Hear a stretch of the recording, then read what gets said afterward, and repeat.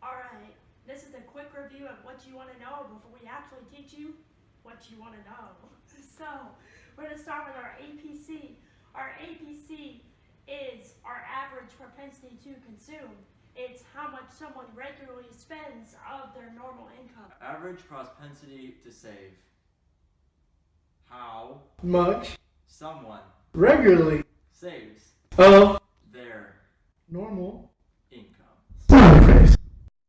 Alright, so just as a quick review of formulas, the APC formula is your consumption or spending in dollars over your disposable income or your on-hand money after taxes. And your APS formula is your dollars that you save over your disposable income. The marginal propensity to consume is how much money somebody spends of their income after an increase. The marginal propensity to save is how much somebody saves of their new income after an increase.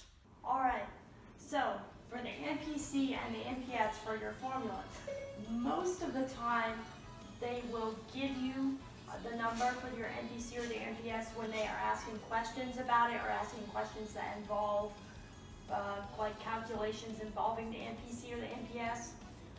And your MPC or your MPS will always be less than 1. So they'll always be point something. Hence why MPC plus MPS equals 1.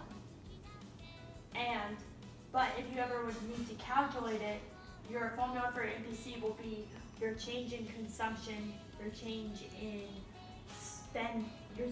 spending over your change in disposable income. The triangle here means change. And the MPC, the MPS, will always be your change in savings over your change in disposable income. Alright. So The GDP multiplier is 1 over 1 minus the marginal propensity to consume, or 1 over the marginal propensity to save. 1 over your marginal propensity to save. This is the same thing. It's written 2 different ways. So you can apply it whether you're given the MPC or the MPS. Alright, we're going to do some practice with the GDP multiplier and finding the total change to GDP when spending increases.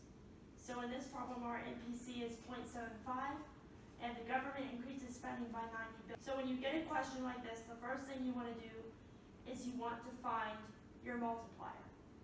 So we know that our formula for our multiplier is 1 over 1 minus the MPC. And if we do that in context, that means we have 1 over 1 minus 0.75. And that equals 1 over 1 over 0.25.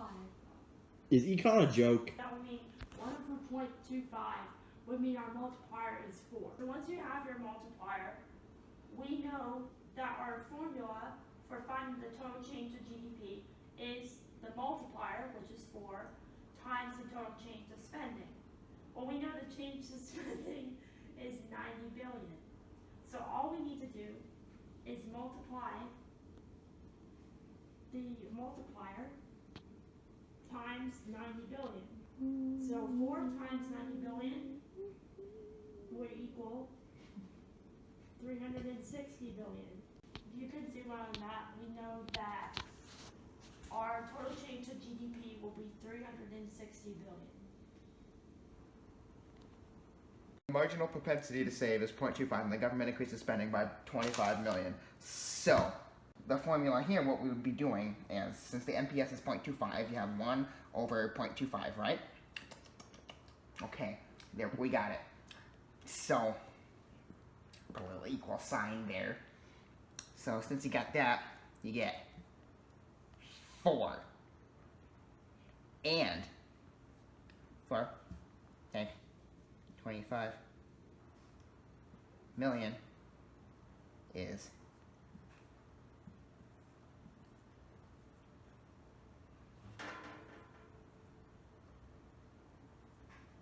I'll probably have over, maybe close to or over $100 million.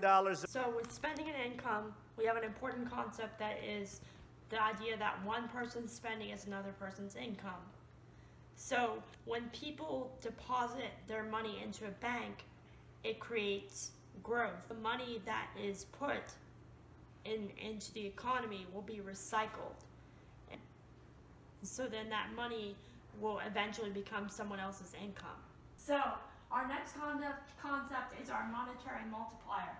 So in banks, we have what are called required reserves and excess reserves. Our required reserves, which tie into our reserve requirement, is the amount of money that banks are required to keep of a deposit in the bank.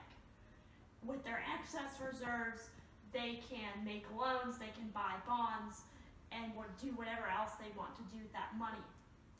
So when we're looking at our monetary multiplier, we are only going to use the multiplier when we're looking at what changed in the entire banking system.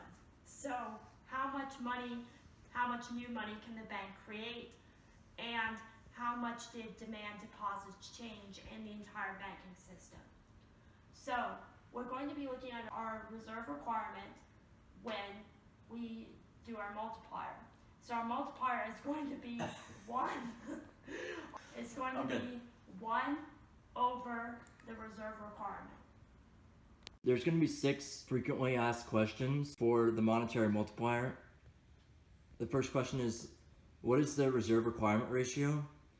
And to find the reserve requirement ratio, you're going to take the required reserves, which should be provided for you, divided by the demand deposits. The second frequently asked question is the initial change to the money supply, or how much can my bank create is another way that they might word it. And that's just the excess reserves that the bank has. Number 3 is the total change to demand deposits by the entire banking system.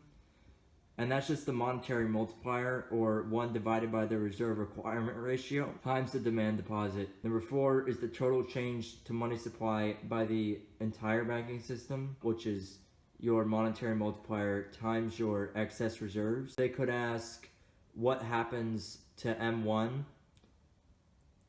after they ask if the total change in money supply is X, then what happens to M1? And then you say M1 will decrease with saving and remain unchanged with deposits. And then the 6th one is what would limit how much banks can create. And that's actually 2 things. 1, banks wouldn't be fully loaned out. And 2, consumers would deposit less money inside of the bank. Alright, we're going to do an example with a tax multiplier. So, in this problem we know that our MPC is 0.5 and the government decreases taxes by 70,000. So, we know our tax multiplier is 1 over 1 minus the MPC minus 1, and our answer is going to be negative. So, if we plug that in, we have 1 over 1 minus 0.5, and that's going to be 1 over 0.5, which is going to be 2, and then minus 1 is negative 1, and we know that, like I said before, our answer is always going to be negative.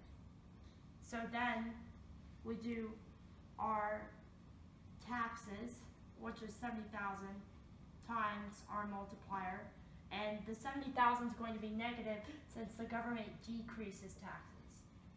So we have negative 70,000 times negative 1. So your final answer to the total change to GDP is going to be $70,000.